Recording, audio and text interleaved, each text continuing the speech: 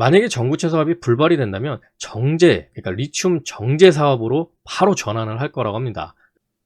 안녕하세요. 세상의 모든 지식들을 재밌고 쉽게 풀어드리는 네오의 지식창고입니다.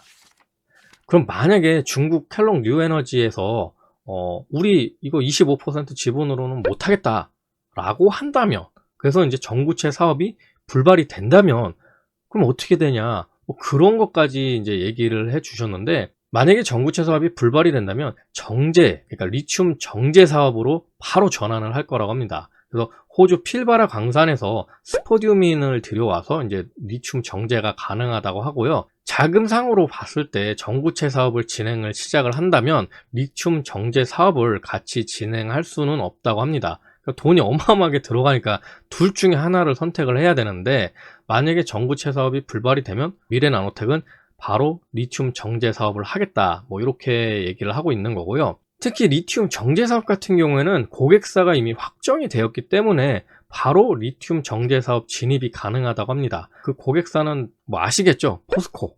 네, 포스코라고 보시면 되고요. 다만 이제 하이드로 리튬처럼 탄산 리튬을 수산화 리튬으로 전환하는 이 정제는 사실상 어렵다. 왜냐하면 탄산 리튬보다 지금 수산화 리튬 가격이 많이 내려갔다고 해요. 그래서 사업성이 없다고 합니다. 지금은.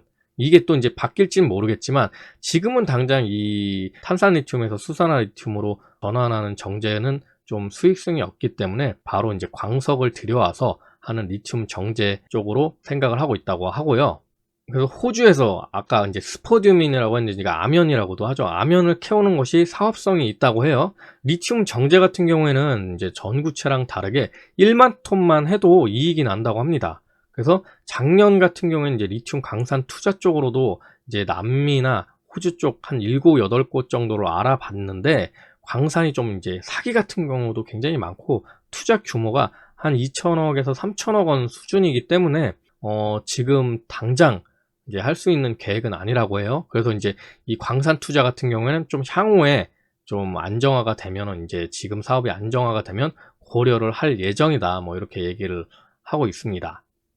하지만 이제 미래나노텍 쪽에서는 리튬 정제도 생각을 하고 있지만 전구체 사업을 꼭 하고 싶다고 합니다. 그 이유는 투자 규모로 보면 리튬 정제 같은 경우는 아까 이야기한 것처럼 1만 톤 증설하는데 이제 1,300억 원이 드는데 1만 톤만 해도 수익이 난다고 해요. 그런데 전구체 사업 같은 경우는 4천억 원을 넘게 투자를 해야 이 수익이 난다고 합니다. 그러니까 사실은 이제 합리적으로 봤을 때 리튬 정제하는 게 맞는데, 아직은 김치령 대표 이사님이나 아니면 그 임직원 분들이 전구체 사업을 하고 싶다고 합니다. 그러니까 그 이유가 뭐냐면 리튬 정제보다는 전구체가 아무래도 2차전지 메인이고, 2차전지 메인으로 들어가야 여러 가지 사업 확대 가능성이 더 높기 때문에 이제 전구체 사업을 꼭 하고 싶다, 뭐 이렇게 이야기를 하더라고요. 뭐 지금까지는 이제 전구체 사업에 대해서 이야기를 드렸고, 그 다음에 이제 나머지 사업들, 그러니까 기본적인 2차전지 소재 사업, 이제 분쇄 가공도 있고 이제 전구체도 이제 얘기를 드렸지만 또 다른 사업들이 몇 가지 있거든요. 그 중에 하나가 음극재 사업이고요. 이 음극재 같은 경우에는 이제 실리콘 음극재 기술 개발을 지금 하고 있습니다. 그래서 그 전에 한국 메탈실리콘 인수를 하려다가 불발이 되면서 또 그때도 이제 주가가 잠깐 급등을 했다가 쭉 내려갔는데, 그때 인수를 하지 않았었던 이유는 가격이 맞지 않았기 때문에 체동 결렬이 됐다고 해요. 근데 이제 그때 이제 판단을 했던 게, 우리가 그냥 조금만 개발해도 충분히 따라갈 수 있겠다라는 생각을 했고, 지금 음극재 개발팀 연구 인력만 8명이고 실리콘 파우더까지는 내재화 됐다고 합니다. 그래서 한국 메탈 실리콘에서 하는 것만큼 더 잘하게 된 상황이다, 뭐 이렇게 얘기를 하셨고, 올해 같은 경우에는 이제 실리콘 소재 판매 사업 이제 트라이를 이미 시작을 했고, 이게 이제 컨택 중에 있다고 합니다. 그래서 이제 앞으로 3, 4년 내에 음극활 물질까지 할 수 있는 게 목표다, 이렇게 말을 했고요. 그 미래 첨단 소재 홈페이지를 가보시면 거기에 이제 연구 개발 현황에 대해서 나와 있는데, 거기 이제 퓨어 실리콘 개발을 한다고 나와 있기도 합니다. 그러니까 이제 실리콘 음극재에 좀 진심을 담아서 진행을 하고 있다, 이렇게 보시면 되고요. 요게 이제 가시적인 성과가 나오기에는 아직은 좀 시간이 걸릴 것 같다, 그렇게 보시면 될 것 같습니다. 다음으로 이제 배터리팩 필름, 그러니까 파우치 필름을 얘기하는 거겠죠. 이 배터리팩 필름 기술 개발 현황에 대해서 이야기를 했는데, 지금 배터리팩 필름은 현재 포기했다. 이게 왜 포기를 했냐? 뭐 나름 이제 광학 필름도 하고 이제 필름 쪽에서는 굉장히 강자인데, 요게 이제 알루미늄 필름을 얇게 쳐가지고 이제 강한 온도를 견뎌야 하는데, 이제 자체적으로 실험을 많이 해봤는데 고객사에서 원하는 이제 기준이 200도인데 200도의 열을 견뎌야 하는데, 이제 미래나노텍 측에서 이제 연구를 진짜 열심히 해봤는데 170도까지밖에는 못 갔다. 그래서 이제 결국에는 고객이 원하는 조건의 성능이 안 나왔기 때문에 배터리팩 필름 개발이 생각보다 되게 어렵다라고 느꼈고, 요거는 이제 좀 포기한 상태다, 이렇게 말을 하시더라고요. 이제 그 다음 이제 나온 이야기가 이제 무수 수산화 리튬에 대한 이야기였는데요. 수산화 리튬 이제 무수 라인 같은 경우에는 이제 지금 한 개가 설치됐다고 합니다. 그런데 미래 첨단 소재 같은 경우에는 대부분이 유수, 그러니까 일반 그냥 수산화 리튬이라는 거죠. 왜냐하면 포스코 쪽에 이제 대부분 납품을 하는데, 포스코는 100% 유수만 쓴다고 합니다. 그래서 포스코는 무수수산화 리튬을 안 쓴다라는 거죠. 자체적으로 거기 설비가 무수가 될 수 있는 설비가 되어 있다고 해요. 그러니까 이제 그냥 무수수산화 리튬이 필요가 없는 거죠. 그런데 이제 요즘에 이제 양극재 업체들이 새로 라인을 까는 데에서는 무수수산화 리튬을 필요하게끔 만드는 게 좀 효율적일 수도 있겠다라는 판단하에서 이제 무수수산화 리튬이 니즈가 생기고 있다고 해요. 그래서 이제 그거에 따라서 지금 한 개 정도 설치를 해놨고, 고객사의 요청에 따라서 무수수산화 리튬은 그렇게 어려운 기술이 아니기 때문에 언제든지 대응이 가능하다, 이렇게 얘기를 했습니다. 자, 그래서 어쨌든 2차 전지 소재에서는 이제 가장 먼저 진출을 했던 게 수산화 리튬 분쇄 가공인데, 요게 이제 캐파가 얼마가 될 것 같냐라는 이제 질문이 나왔고요. 올해 3분기 정도 되면은 대구에 있는 공장이 4만 톤 설비가 다 깔린다고 합니다. 따져보면 대구에 4만 톤, 그리고 강양에 추가를 하면 3만 톤, 이제 캐나다에 한 3만 톤 정도 해서 총 현재 확장 예상치가 한 10만 톤 정도라고 해요.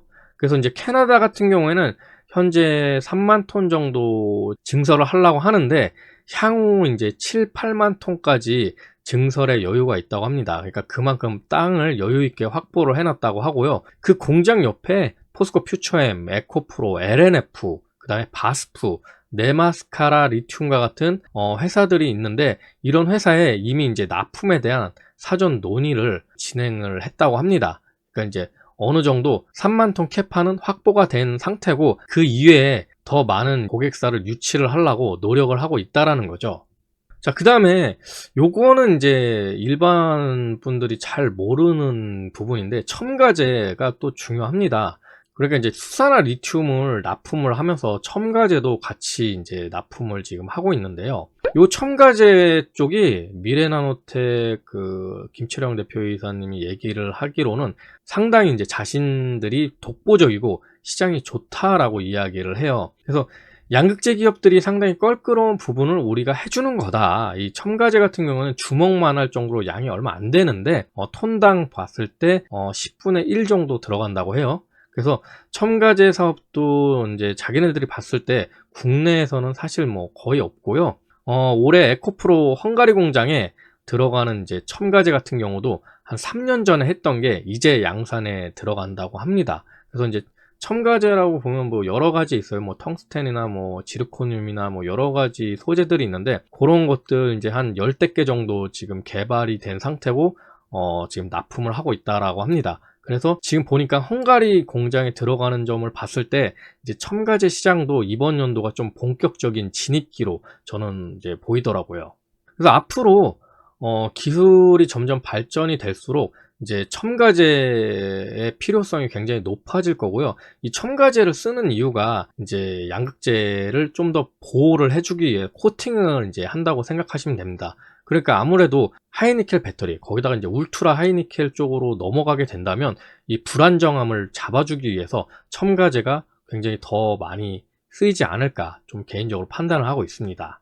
그리고 이제 김철영 대표 이사님이 뭐 작년에도 그랬고 이번 연도에도 이제 이 얘기를 하셨는데, 방앗간이라고 되게 무시를 하는데 이게 방앗간으로 생각을 하면 안 된다. 그러면 직접 리튬 갈아서 포스코에 승인 한번 받아봐라. 막 이렇게 자신있게 얘기를 하세요. 그래서 아마 승인 받는 동안 그 회사 망할 거다. 그래서 막 우스갯소리로 그런 얘기 하시더라고요. 야, 네가 밀가루 공장 가서 제트밀 가져와서 한번 갈아봐라. 톤당 수천만 원 하는 리튬 아마 대부분 버리게 될 거다. 그렇게 얘기를 하시더라고요. 중요한 게 이제 얼마나 미세하고 균일하게 가느냐.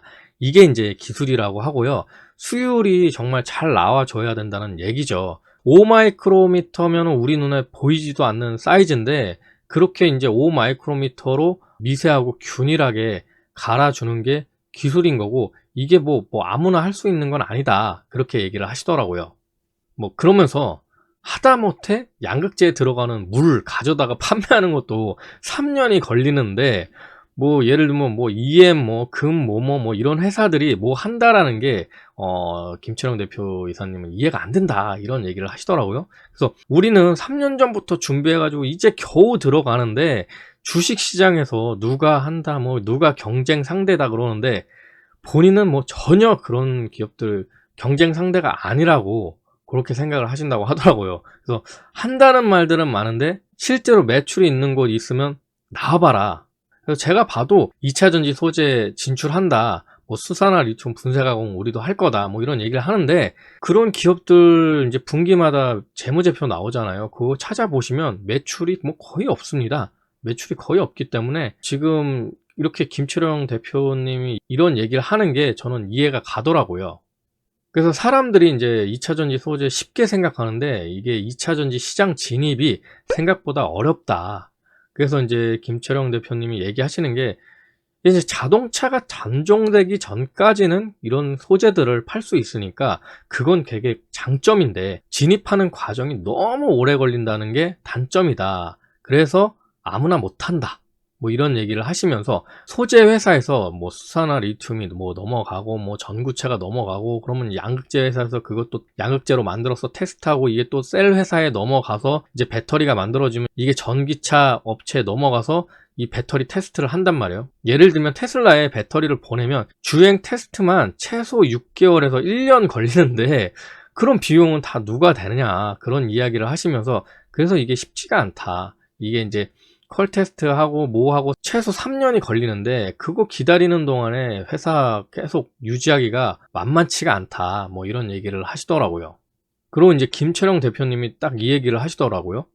우리는 포스코하고 같이 간다. 그래서 이제 LG 화학이라든가 에코프로라든가 이런 데서 자기네 물량 달라고 아직도 얘기를 많이 한다고 합니다. 근데 지금 정책적으로 안 해주고 있다. 왜 안 해주냐면 우리는 포스코에 충성해서 가기 때문에 얘네들 물량을 조금 해주게 되면 단가도 후려칠 거고 그 다음에 이제 물량도 들쭉날쭉 하기 때문에 일단은 포스코에 충성해서 포스코랑 우리는 같이 간다 이런 얘기를 하시면서 이제 다른 업체들을 받기 위해서 그거를 이제 보완하려고 캐나다 공장을 증설하는 거다 이런 이야기를 또 하시더라고요. 국내에서는 이제 포스코에 충성을 하고 캐나다 쪽에 증설 들어가는 건 아까 이야기한 것처럼 여러 회사들이 주변에 있다고 그랬잖아요. 이제 그런 회사들하고 거래를 하려고 지금 계획 중이고 사전 인터뷰도 다 거쳤다. 이렇게 이야기가 나왔습니다. 그리고 재밌는 게 또 한 가지가 나왔는데요. 이제 미래 첨단 소재에 포스코가 지분 투자를 원한다. 이런 이야기가 있었습니다. 이게 작년부터 사실 작년 주총에서부터 얘기가 나왔는데요. 이게 좀 더 구체화가 되고 있어요. 그래서 이제 포스코 인터내셔널이 미래 첨단 소재 캐나다 쪽 자회사에 지분 투자를 원하고 있고요. 이제 포스코 쪽에서는 이미 내부 최종 승인까지 났다고 합니다. 그러니까 이게 미래나노텍 쪽에서 그래 그럼 우리도 그렇게 해보자 라고 하면 통과가 되는 거죠. 근데 아직은 이제 미래나노텍 쪽에서 고민을 하는 것 같고요. 포스코는 이렇게 미래 첨단 소재를 통해서 내재화를 상당히 하고 싶어 합니다. 그래서 이제 지분 투자를 원하는 거기도 하고요. 이제 최근 이제 미래 첨단 소재 같은 경우에 도미노스 인베스트먼트와 500억 원 이제 투자 유치 계약을 체결을 했습니다. 이 계약이 미래 첨단 소재의 현재 가치를 약 4,500억 정도로 산정을 하고 여기에 이제 500억 원 규모의 지분 11%를 이제 전환사채로 인수하는 방식인데요. 지금 이미 미래 첨단 소재 가치만 4,500억 원으로 보고 있다라는 거죠. 그러니까 지금 주가가 상당히 말이 안 되는 겁니다. 그리고 이제 다음으로 나왔던 얘기가 미래솔레어라는 이제 계열사가 있어요. 여기를 이제 흡수 합병하기로 결정을 했다. 아마 주주총회가 끝나면 조만간 기사가 나갈 거다 했는데, 기사가 이제 나왔고요. 이제 미래솔레어가 이제 차량용 윈도우 필름 전문으로 만드는 회사인데, 요게 좀 알짜 회사예요. 이제 3년 만에 매출 2배, 영업이익 3배가 증대한 계열사고, 이 계열사를 이제 흡수 합병하는 이유는 뭐냐면 재무 구조도 개선이 되고 경영 효율화 및 사업 경쟁력을 이제 확보할 수 있기 때문이라고 합니다. 그래서 이렇게 미래솔레어 합병을 하는 게 이제 추가적으로 주주가치 제고 방안 중에 하나고, 이제 이런 주주가치 제고 방안들을 하나하나 더 마련을 할 거라고 합니다. 근데 뭐 미래솔레어 합병을 했다고 해서 뭐 주가에 큰 영향을 받는 것 같지는 않고요. 왜냐면 뭐 계열사이기 때문에 100% 계열사였기 때문에 이제 약간 재무 구조가 좀 이뻐지는 정도다. 뭐 그렇게 저는 개인적으로 판단을 하고 있습니다. 자, 이제 미래나노텍 김철영 대표님의 마지막 말을 전해드리도록 하겠습니다. 미래나노텍의 이번에 목표 매출은 8천억 원대다, 이렇게 이야기를 했습니다.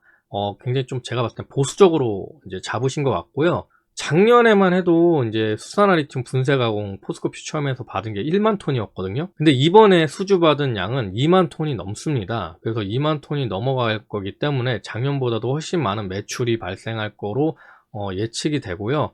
아무래도 이번 연도 1분기부터 이제 또 광학 필름 쪽이 또 다시 되살아날 거라고 하기 때문에 뭐 1분기 매출 벌써 나왔겠죠. 1분기 매출 굉장히 좋을 거라고 합니다. 그리고 2분기까지도 매출이 좋을 거라고 이야기를 하셨고, 주주분들 중에 이제 작년에 고가에 투자하신 분이 마지막으로 질문을 하셨는데, 그분이 이제 상당히 고통스럽다, 이렇게 이야기를 하셨어요. 그래서 이제 김철영 대표님이 이제 이런 얘기를 했습니다. 작년 고가에 투자하신 분들이 손해 안 볼 정도까지는 올해 주가를 달성하겠다 라는 개인적인 목표를 가지고 있다, 이렇게 말을 했습니다. 이 이야기인 즉슨 작년 고점 정도까지는 주가 부양을 하겠다 라는 이야기고요. 뭐 충분히 자신감이 있기 때문에 이런 이야기를 하신 것 같아요. 왜냐면 제가 봤을 땐 이런 이야기를 할 성향의 분이 아니거든요. 그러니까 작년까지만 해도 굉장히 보수적으로 이야기를 하셨고, 작년 주주총회 때는 주가가 28,200원이었습니다. 그래서 그 시총이 8,700억 정도였었는데, 근데 오히려 이제 그 김철영 대표님은 이렇게 얘기를 하셨어요. 우리 회사의 적정 시총은 6천억 정도인 것 같다, 이렇게 말을 하니까 주주들이 좀 어이가 없었죠. 왜냐면 아니 지금 현재 시총이 8,700억인데 그렇게 이야기를 하니까 이해가 안 되는 거죠. 주주 입장에서는 이거보다 더 높아져야 되는데. 그리고 이제 주주총회 작년에 딱 끝나자마자 더 올랐거든요. 그래가지고 며칠 만에 최고가까지 갱신을 해서 36,250원인가 거기까지 갔었거든요. 그러니까 이게 무슨 소리지, 이런 생각이 든 거죠.